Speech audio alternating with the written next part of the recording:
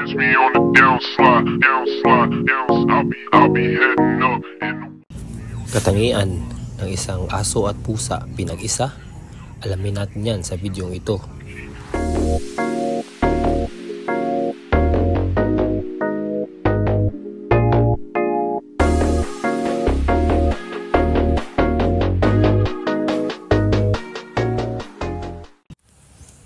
So yan mga idol, magandang araw sa inyong lahat.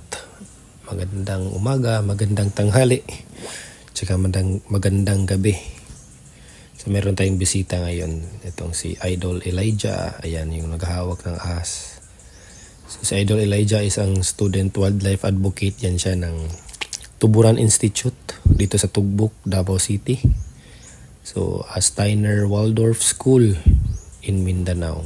So kung sinong curious dyan about sa Tuburan Institute, pwede nyo i-search yan sa Facebook.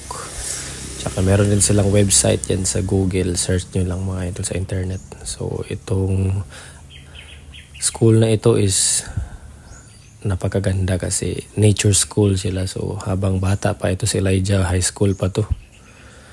Bata pa, exposed na sa nature. Tsaka itong wildlife conservation. O diba? So magandang exposure na yan sa bata, experience. So yan yung focus ng school, hindi lang academics. So sinong curious dyan, search nyo sa Facebook or internet. Ayan, balik tayo sa snake awareness natin mga idol. So itong isang na-rescue natin ay isang Boiga cynodon or tinatawag na kilala bilang isang dogtooth cat snake.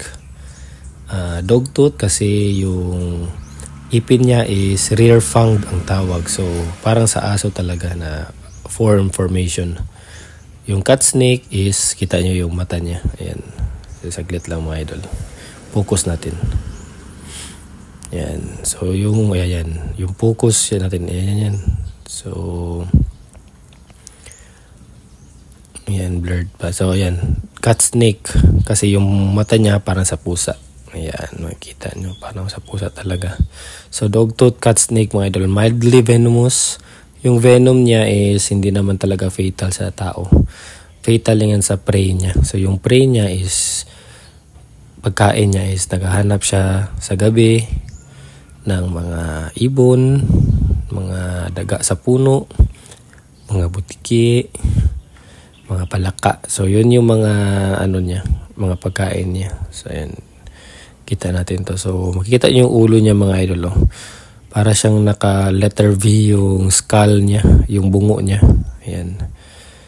Kita niyo sa may bandang kaliwa, kanan yan. So mayroong letter V yan. So meron din siyang bandings na parang sa may kilay sa mata niya. Parang eyeliner yan.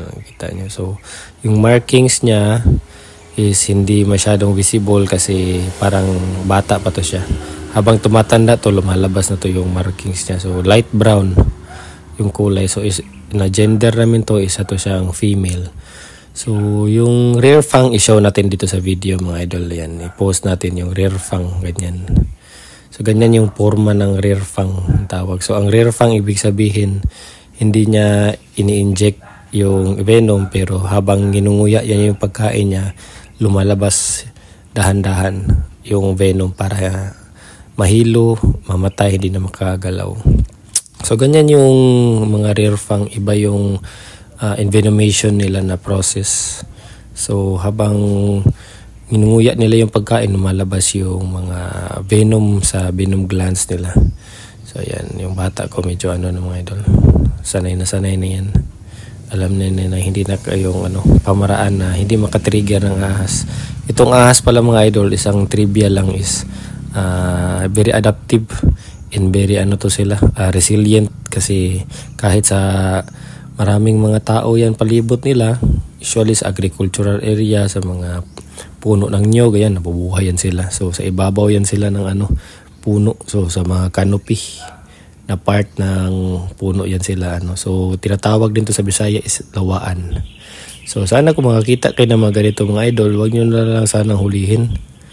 Kasi kawawa din sila. So pwede natin to silang i-preserve pa para mas madami pa mga bata ang makakakita nito sa in the near future. Okay? So yan, so salamat at saka magandang araw. Sana may natutunan kayo. Happy New Year sa lahat and enjoy your day.